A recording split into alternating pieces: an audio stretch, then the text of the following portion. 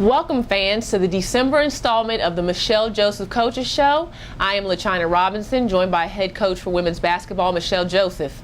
Coach Joe, looking at your season, you're 6-2. Your team only has 2 losses into 2 teams that are either ranked in the top 25 or have only lost to ranked opponents. You have to be proud of how your team is playing. Well, I'm really proud of the way we've started out. I'm particularly proud of our young players, the way they filled in when Alex Montgomery was out early on.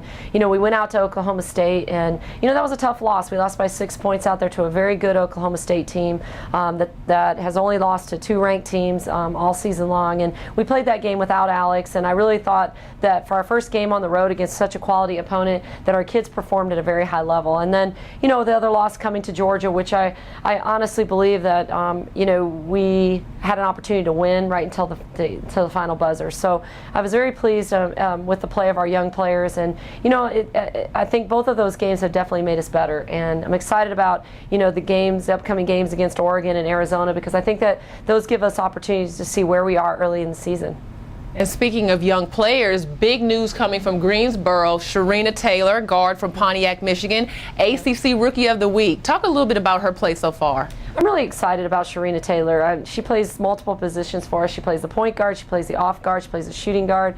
I think that's really tough to ask of a freshman. And early on, I think that she struggled a little bit just to learn the system. But now that she's comfortable and she understands the system, we're seeing a lot more productivity out of her. I mean, she's playing primarily the shooting guard position, but she's also our backup point guard. And the other night against Mississippi Valley State, she had 12 points and 7 assists. And I thought she looked extremely comfortable on the offensive and defensive end. I know all the fans are looking forward to seeing Sharina and her progression throughout the season, and the team has really been busy. They're on a break now. They're on break from school, and so getting a little bit of a rest, but a lot of travel before and after. Your team got the opportunity to visit New York, and then you're going to FIU for a tournament down there, kind of a north and south combination, but good time for the team to have some fun and get some great life experience. Well, outside of playing basketball, we honestly believe that this is a total educational experience, and one of the things we try to do is provide our young people with opportunities that they most normally wouldn't get. And being able to go to New York at Christmas time or Thanksgiving time is just an amazing experience, especially at Thanksgiving when we were able to go to the Macy's Day Parade, and I know that none of my players had the opportunity to do that before, so it was a once-in-a-lifetime experience. And then on top of that, we also took them to the Apollo Theater to see Dreamgirls, which anytime you get to see a Broadway play at that age, it's got to be a great experience. And so not only did we win that tournament and have a unique playing opportunity, we also had a unique experience off the court as well.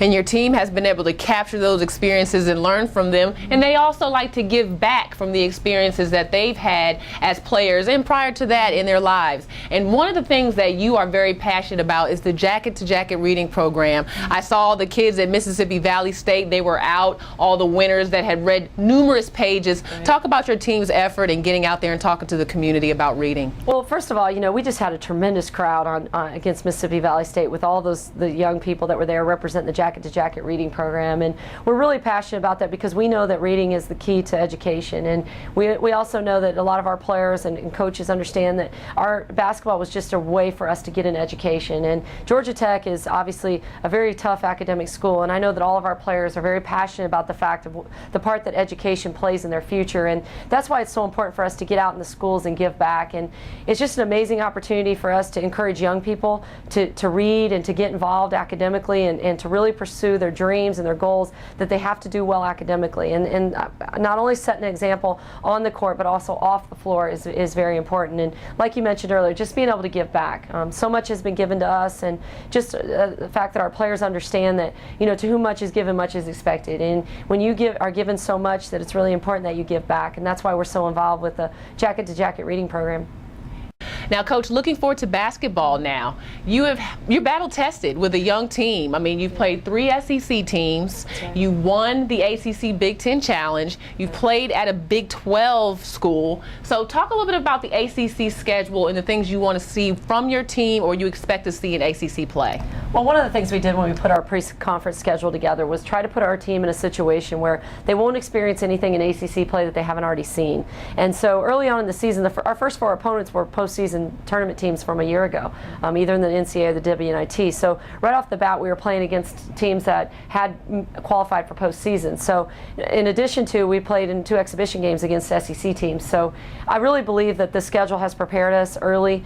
We open up at Carolina, so that's going to be really important that we have this game that we're playing against Oregon.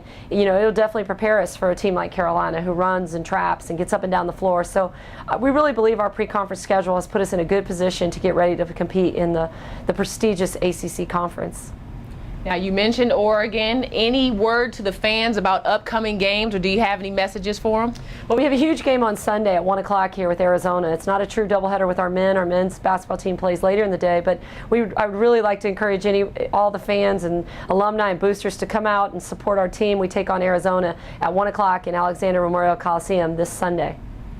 All right, fans, you heard it here. Sunday, that's 1 o'clock against Arizona. And also, ACC packs are on sale. Fans, you can get 7 ACC home games. Check out Georgia Tech women's basketball for only $30. And that includes 3 top 10 teams in the nation right now in Duke, Florida State, and North Carolina. Also, keep your eyes on RamblinWreck.com for the latest and greatest news on Georgia Tech women's basketball. Remember to follow Coach Joseph, who is on Twitter and is active as ever. And also, you can become a fan of Georgia Tech women's basketball on Facebook. So fans, again, your ACC pack. Coach, thank you so much for your time, and we'll see you again soon from RamblinWreck.com.